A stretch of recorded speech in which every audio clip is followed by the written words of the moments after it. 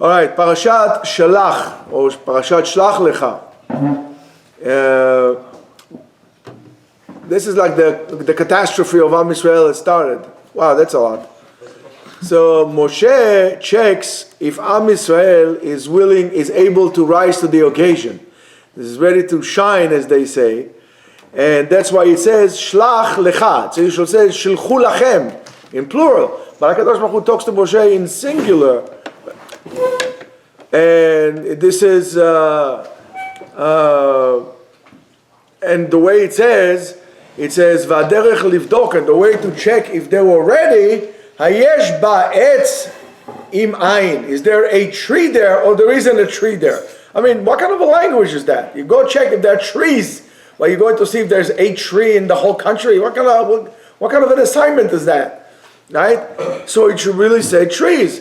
But it comes to teach us the Moshe Rabbeinu. There is a secret here, a hidden point to teach us the Moshe Rabbeinu wanted to see if Am Yisrael would be able immediately entering the land, or upon entering the land, to connect to an awareness or the kavanah of what we call Etz HaChaim, the tree of life.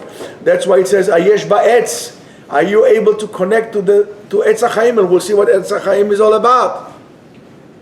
That awareness of Etz HaChaim is the awareness of winners, that allows every person to be able to shine, and to shine by himself even in the darkest of all moments. You're a little too late. However, once the parasha starts with the word Shlach Lecha, right? It says Shlach Lecha Anashim Veyaturu, right? At the end, this is the parasha we says, at the end, we don't call the Parashat Shlach Lecha, but we call it what? Shlach. Parashat HaMeraglim, right? It becomes the Meraglim. And Parashat HaMeraglim, it's wondering because it should really say, instead of the portion of spies, it should say the portion of tourists. They went to the land, to tour the land, not to spy on the land. Who are they spying? What is going on here? So really, what had changed? Something had changed, but what is it that had changed? So it seems that as soon as they enter the land, and Rabotai, this is so amazing how the parasha that we're reading and the events that happen now, both in Israel and in America, are exactly to what you're experiencing now in Eretz Israel as a nation, as observant Jews. To me, it's just unbelievable. Every year, there's something else that we are connected on the parasha, right when we read it, and events that happen around us. I don't know. I don't need miracles. I see it like right in front of me. So what was really changed? So it seems that the spies, as soon as they entered the land, they realized, they came to a certain realization. Now you have to understand those people, and we're going to say it again. Those people were the presidents of the tribe. They were the chieftains of the 12 tribes. There wasn't just regular people, right? So they understood right away that everything is all about settling the nation, the whole entire nation, in the land. And they themselves, without the help of Moshe Rabbeinu, right, without the help of Moses, because Moses was not getting into the land, are not capable to do so. And this is what the Zohar says as well. They realize they cannot do it by themselves. And because of that, they start to get worried. They start to develop a certain sense of anxiety. And the reality is, or the concern was, that in this new reality, Rabotai, they are not going to be able to continue to be the chieftains, the head of the tribes. They realize with the overall change, their job has come to an end as well. So, as this realization came, from that point on, they tried to find some kind of a reasonable excuse to their resistance to enter the land. Just like, for example, when we don't like someone, we try to find right away what's wrong with that person, or what's wrong with that place, or what's wrong with this, or what's wrong with that. But the irony of it, that we find things that are not, that we don't like, even in things that we liked beforehand. So therefore you see, by the way, and that's all the problem, you see when a person is a negative person, it's fundamentally wrong. Look what that negativity, that small-minded negativity, it caused us. Even something that they were very happy before, all of a sudden became bad. And to us is the same. To us is the same thing. And that's how the presidents, those chieftains, the tourists, they come to really enjoy and to experience a new place and to really come in with all capacity. All of a sudden, became from tourists, they became spies, right? As they say, Chazal tells us, "Oreach lerega roe kol pega," right? A guest for a moment sees all the bad things. Right? It doesn't have any effort, doesn't have to put it. It picks up on this and picks up on that and picks up on this. Like for example, you go to the easiest and nastiest job in the world to do is to be like a restaurant critic, right? You come in, you don't know what's going on, yeah, you complain right away, this is not good, this is not good. You don't need a big wise man to do that. So a person who is a serial complainer, you know that there's something is wrong with him. In terms of personality, he's not as great as most people think he is. He's a very small person. Stay away from people who always complain.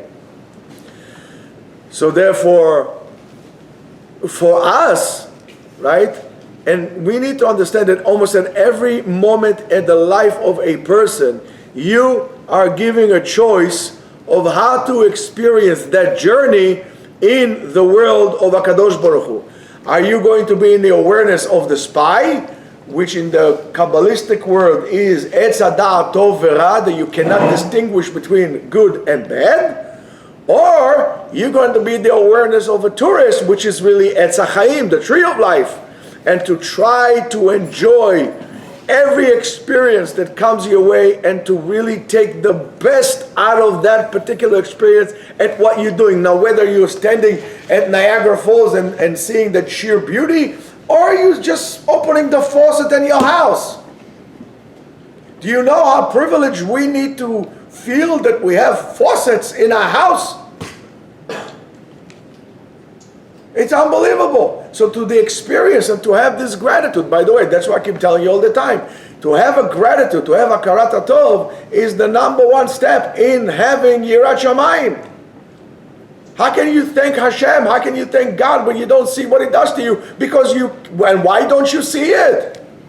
You're busy complaining. You're busy complaining. That is a detrimental point, and it's to understand. I mean, we must understand that it's a devastating point of people to be around complainers. Put a whole daylight in between you and those serial complainers. Now, as I told you before, it can really tell a lot about what kind of a person you are, where you're holding spiritually, based on the way you choose to experience and to express your life. So, if you pay attention, you'll see that specifically those who succeed in life and really reach even not only spiritual, financial and materialistic achievement are those people with the attitude of a tourist, right? We spoke about this a little bit in the morning when we are talking about having the mind of a beginner, right? To coming in, to become excited, to see every single test. That's one of those things that we were talking about, for those of you who remember. So you cannot have any form of success if you're not excited to come to see it. You can't. You're going to fail. And if you're going to wait for somebody to hand you stuff, whether it's a job, a business, or whatever it is, or you're waiting for your great-grandfather to hit the bucket, right, so you can be rich, you are going to be a failure. It doesn't make a difference how much money you actually end up having. You are a failure. Because why? Because number one is your attitude. You have the attitude of a spy rather than the attitude of a tourist. You have an attitude of entitlement, therefore the excitement of revelation, of revealing things and experience things.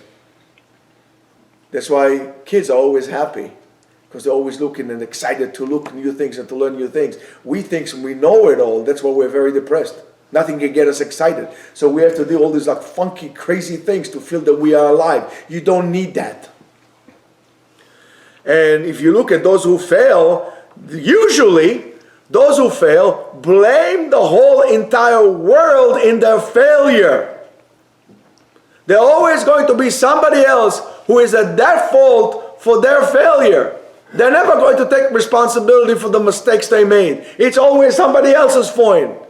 These are people that you should stay away from. Believe me, stay away. Don't tell me, those people are poison. Stay away from them. They're going to pull you down faster than you're going to drop a cinder block from a plane.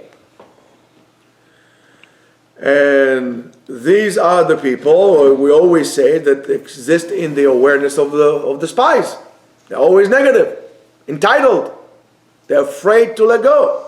And so is in this parasha. The spies sees every point in the land of Israel as a proof for their loser mentality, their loser outlook of life. And why is that? Because on the other side, you could see the other example. You see Caleb ben Yefuneh and Yeshua, and they says, what are you guys talking about? Eretz Zavat Chalav Udvash, it's a land of milk and honey. Not a hand of suicide bombers. Land of milk and honey. And then if HaKadosh Baruch Hu, if God had brought us until this point, we have nothing to worry about. We have nothing to worry about. And that is the difference between those two encampments. The difference is in the reality of Eretz Ochelet Yoshvea. Is that a land that consumes its inhabitants, or it's a land of milk and honey? It's the same land. How do you look at it? That's what you make it to be. The reality is there, but your reality is different than his reality, and that depends, the outcome of what your life would be depends on the way you look at it. What's your outlook? And if you're going to say, well, how could these two realities exist in one time? So we can find this, or we can try to answer by the famous example from the parasha, when the spies come back and they say what they saw. It says, "V'niyeh beinenu kechagafim," and in our eyes we look like little grasshoppers. In our eyes we look to them as in other words, we started assuming things. It doesn't mean that that's what they saw. It's what you think that they think of you. By the way, this is a very common way to live life. And I hear it all the time, and I cannot tell you how upsetting it is to me to hear this all the time. Oh, what everybody else will say. What do other people would say? And what are you? You're just like the spies. You never learned anything. So why are you reading Shnai Mikra Echad Targum if you're not willing to understand it, to apply it to your life? What is it for? To keep you busy? To keep your mind, occupied, not to think? No, on the contrary, you need to think. You're the one not thinking. So then it says, "V'chen hayinu b'neihem." In other words, we felt like grasshoppers. That's why they look at us as grasshoppers. Rabotai, the same thing by us. We feel as Jews weak. That's why the goyim look at us as weak. If you feel strong, they'll look at you as strong. If somebody comes and bullies you, guess what? What are you going to say? Come on, let's have a smoke. What do you mean you bully me? Okay. I'll hit you back. I don't care. I'm not afraid. The guy said, okay, what should I don't want to deal with this guy. Go with somebody else. The Jews needs to wake up. It's enough. It's enough. Enough is enough to get smacked around by everybody, every Dick, John, and Harry in the world. It's enough. It's time for us to kick back. I don't care. I said it. I don't need to be diplomatic about it. I need to be apologetic about somebody trying to beat me up. What do you want me to do? Sit there? Oh yeah, fine. How about you sit there and I'll bully you. Let's see how it feels. I'm not going to let you do that. Why don't you do anything for this atrocity of letting all those, hooligans that prevented Jews from going into Columbia University, who prevented Jews to go into the subway? When they come into the subway, tell you, you're Zionists, get out. What did you do about it? You tell the mayor and all the other, dingbats, listen, buddy, I'm not going to vote for you. I'm going to make sure nobody votes for you anymore. Did you open your mouth or you just put your head down? It's enough. It's enough. You look small by your eyes. Everybody would look at you small. You make yourself big. You don't believe me? Not a problem. When you go to a bear, you find a bear, right? What are you trying to do? Mr. Encampment over there, what are you trying to do? If it's a black bear, what do? Make noise, make yourself bigger. But if you go like this, let me run, the bear's going to run after you. The same thing you do to a puma or a cougar or whatever it is. I'm talking cougar with 4 legs. You never turn your back. You turn your back, you're gone. It's time for us to do the same thing. Yes, I think it's a good idea for all Jewish kids to learn UFC. It's enough. Don't learn ballet. Don't learn, I don't know, baseball, basketball, and all the other stuff. You're not going to be a basketball player. Don't fool yourself. But go learn how to defend yourself. I didn't say attack. It's a defend. Defend. It's enough. Throughout Jewish history, we were turned and massacred and burnt out. It's enough. It's about time we open our mouth. It's enough. And if you choose not to do anything about it, you're not as guilty. You're worse.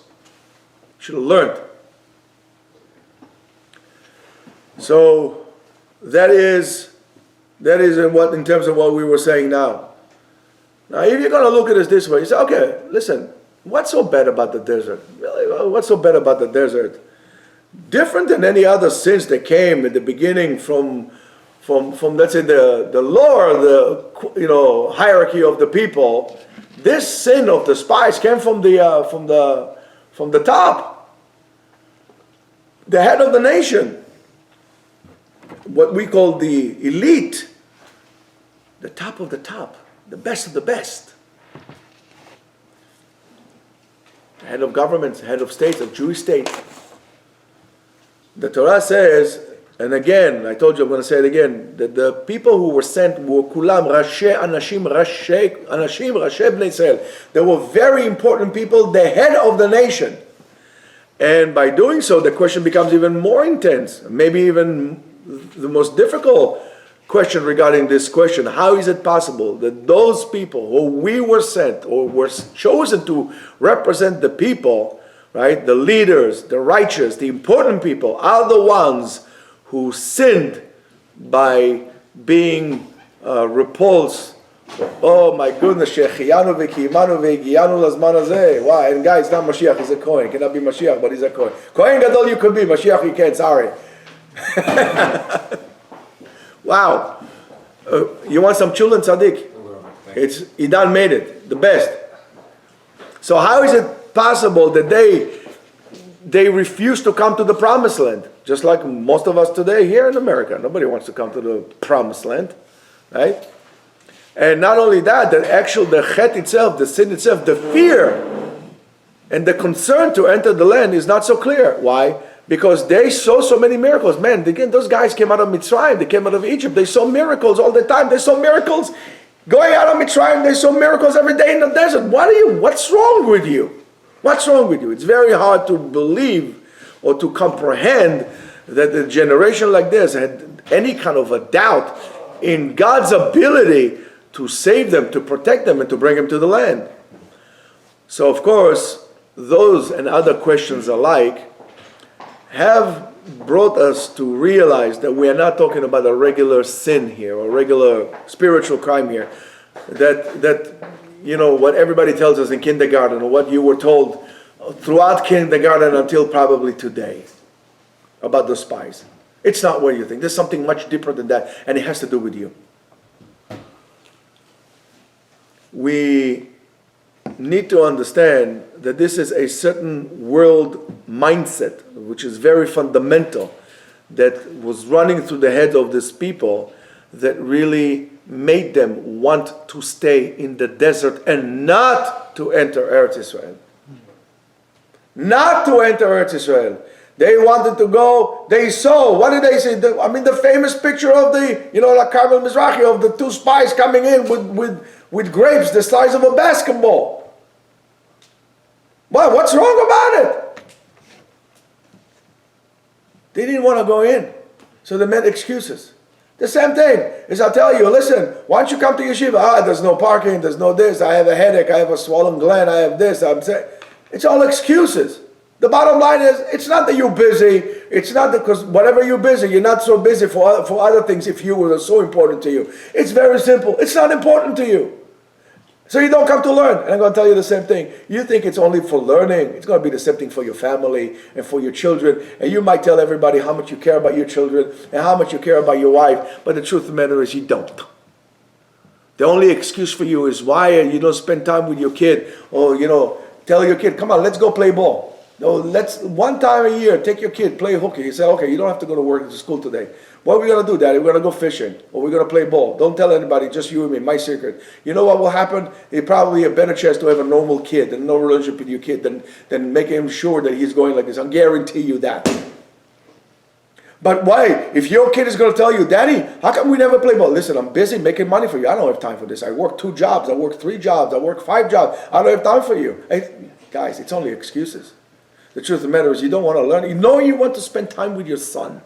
So who are you fooling? Who are you fooling? You don't want to spend time with your wife.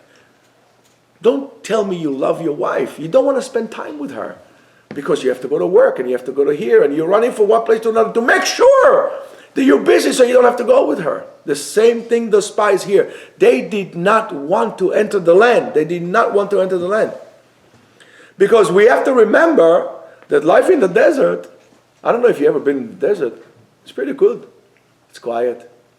It's tranquil. Pace of life is very different for people who live in the desert than live in the city. It's slower and so on and so forth. In the city, people run from one place to another, from one place to another. In the desert, so slowly. The same thing with the people in the desert. They didn't have to worry about anything. What did they have to worry? They didn't have to work. What work did they have to do? They had the man giving them all the foods. The clothes never wore out. They didn't need Amazon. They didn't have to worry about anything. The well of Miriam always made sure that they have water. They didn't have to go to schlep water from whatever. It was there all the time. The clouds of glory always showed them where to go. There was never a concern of them. That's it, you're gone. They didn't have to be concerned about getting lost. The clouds of glory were always there. The clouds of glory were always around them. They didn't have to worry about anybody attacking them or not attacking them. They're always protected. Protected from the elements, protected from everything. Right? So the complete opposite of this tranquil life of the desert is, as far as the spies are concerned, is entering the land. Right? Because in entering the land, there's no more revealed miracles. Right? The man is not coming down from the heavens. There are no cloud of glories. There's a lot of time that you have to invest in plowing your field and schlepping the water out. As Chazal tells us, Eretz Yisrael nikret b'yisurim. You have to work hard to actually acquire it. And stop complaining. Mucho trabajo, poco dinero. You want something, you gotta work hard. So, and you need to have, and by the way, another thing, guys, you need to have soldiers. And you need to have an army. You need to make sure that you protect yourself. Yes, God will protect you and will guide you, but you need to put your 2 cents in to do your effort. You need to put your due diligence. Don't tell me. So if you tell me that you are an anti-Zionist because of some kind of a crazy ideal, and that's why I'm going to tell you, you're full of baloney. You're not an anti-Zionist. You just like your life in comfort. That's why. You don't want to go to Israel because over there you need to move things. You need to be responsible. Here, you don't have to do it. Don't tell me stories. Let's call the king by its name. The king is naked. It's excuses that we make for everything in life that we need to do and we don't do it. And that's exactly what the Meraglim did.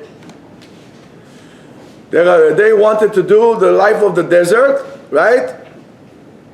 And they wanted the desert to stay in the desert because they didn't have to worry about the nations around them. They didn't have to worry about sitting in the land themselves with the hard work. They wanted to do this optimal life of give me whatever I can without doing anything, like handouts from the government kind of a thing in the desert, right? And how did they do so? Rabotai, we can only sit there. I should go to the army. I should plow the field. I need to sit down in Torah and learn Torah all day long. Rabotai, you can't live life without Torah. You cannot live life without Torah. That is a fact, and I'll be the first one to tell you that. But don't you ever dare to use Torah. Don't you ever dare to use Torah as an excuse for your laziness to not doing what you need to do. Don't you ever dare to do that. When it says, Lo tisai et shem Elokecha lashav, don't carry your God's name in vain, they meant that. Shelo la'asot b'Torah kardom lachpor ba. Don't use the Torah as an instrument to dig out for your own benefits and tell me stories that you care about it so much. As Rav Avadia's great-grandson said, what? My mother should not sleep for 2 months when somebody else's mommy is sleeping here because her son goes to college, but I have to pull my friends' bodies out of Gaza? And you sitting there, what, you're gonna fight them with a Daf of Gemara? You're gonna go to war knowing that Hashem is helping you. And that can only be achieved by learning. But there's times for you to take a gun to your head and protect yourself. And that means to have a land. That mentality that we're seeing today in Israel is the mentality of the people in this. They didn't want to go to the land. They didn't want to go to the land. They did not want to go. When October 7th happened, I wanted to go to the embassy. I sent them emails. They laughed at me. I told them, I served 7 years. I was in the Air Force. I this, that, the other thing, and so on and so forth. I also wrote that I was born in 1962. They laughed at me. We don't need you. I'm willing to go. Yes, I was willing to go. I was willing to go and help my brothers and sisters there, and for you to worry about your learning because you're capable, you're big boys. I'm not going to say, oh, I have guys here. No, gotta go. I hope I would never be needed there in that capacity. But if it is, I'll go. Don't follow around the rhetoric of the mindset of the Meraglim. Again, I'm going to tell you, you cannot live your life without learning Torah. You cannot. There has to be Torah in your life every day. That's the core of our existence. That's the spiritual umbilical cord that we all have. We got to make sure it's connected. But we need to understand that there is also other aspects in life that we need to consider as well. We cannot let our brothers and sisters die over there where we use the Torah, the Holy of Holy, not to care. That's not acceptable. At least to me. And I don't care if you think that I'm nothing. I know I'm not important. But that's my opinion. And I'm entitled to my opinion. As much as you're entitled to your opinion. And we are going to pay the price for our perspectives, one way or another, whatever price that will be. But we saw what that kind of an attitude that led us. That attitude led us for 40 years spinning around in the desert, not doing anything. They didn't want to give up their power. Don't tell me that if you go to the army, you're going to be secular. If going to the army is going to make you secular, for all the years you're being in Yeshiva, you've been wasting your time. Or your time has been wasted. Because people go off the derech, even they are in Yeshiva. And if that's the case, well, let's adapt and change. Because you need to understand, they tell you something all the time. It's such a funny thing. You like to believe whatever is convenient to you. But we think that evolution is about survival of the fittest, right? Whoever is stronger. It's not. The secret to evolution is the survival of the adaptive, if you're able to adapt. And the survival of Judaism is its willingness to adapt to the reality that after 2,000 years, we're sitting in the land. And if the situation right now in Israel, halachically, is a halachic catastrophe, we need to be able to change it. And we are as guilty to the halachic catastrophe that is happening in Israel because we chose to go to the desert. Now, you should understand that sitting down, like the Jews wanted in the desert, we sit down, right? We're not going to sit down and smoke, hashish all day long. I don't know, marijuana like they do in New York. Everywhere you walk, it smells like disgusting. They wanted to learn Torah, to do mitzvot. HaKadosh Baruch Hu had different plans for them. HaKadosh Baruch Hu had different plans. Rabot machashavot belevish. HaKadosh Baruch Hu had different plans for them all together. HaKadosh Baruch Hu commanded them to enter Eretz Israel. If only learning Torah was the case. So why do we don't need to leave the land. Let's just stay in the desert. We'll spin around. We'll be tourists. We'll spin around. And again, I'm not saying to you, chas v'shalom, God forbid, that learning Torah and keeping the mitzvot is not important. That was the most important thing. But we're missing the point in doing the Torah. We're missing the point. And the point is like this. Why did HaKadosh Baruch Hu wanted us in the land? Why? Only because He promised this to Avraham Avinu. Create a society. Excuse me? To create a society. To create a society? You could create a nomad society. Like, be like the tribes in the Lakotas, spin around the land, the Great Plains, eat tatanka all day long, Well, what do I care? Be a holy man, Well, we don't care, but there's something else. HaKadosh Baruch Hu commended us to enter the land because He saw with that the actual purpose of Am Yisrael to the world. And what's the purpose of Am Yisrael in the world? The job of Am Yisrael in the world is not, and pay very close attention, is not to escape materialism. Is not to escape materialism. It does not mean that now you get a free ticket to go to the Dominican Republic every Monday and Thursday. Now you got to come to shul and read the Torah. We're not talking about that. I'm talking about something completely different. So it's not escaping materialism, but rather putting spirituality in materialism. As we say in Lashon HaKabbalah, hafachat haruach b'chomer. The chomer is just a raw material. When HaKadosh Baruch Hu took the land, the earth, and He formed the body of men, of Adam, vayipach be'apav nishmat chayim, and He blew the spirit into Adam, and then He created mankind.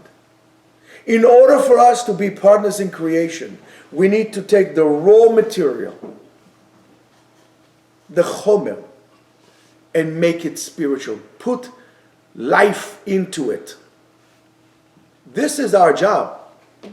To elevate materialism into a high level. To sanctify it, and by sanctifying it, sanctify life. For that, you need a land.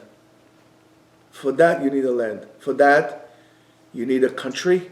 For that, you need a state. For that, you need a person or a nation that lives there. National life. Natural life. That affect all aspects of life. For that, you need an army. Because a nation needs an army. And in that new reality of having a land and having a nation, even though it's difficult, even though it's demanding, even though you might get sidetracked, Am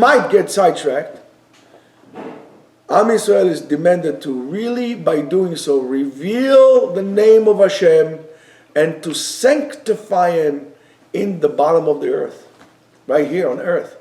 As the Rambam says in Halachot Yesodei Torah, which we read, and any person who does mitzvot, afilu behatznea, even in hiding, in privacy, not because of fear, not because of pachad, velo miyira, and not from awe, velo al menat lekabel sachar or kavod, and not to get a reward or to get honor, but rather because God said that, hareu mekadesh shemo.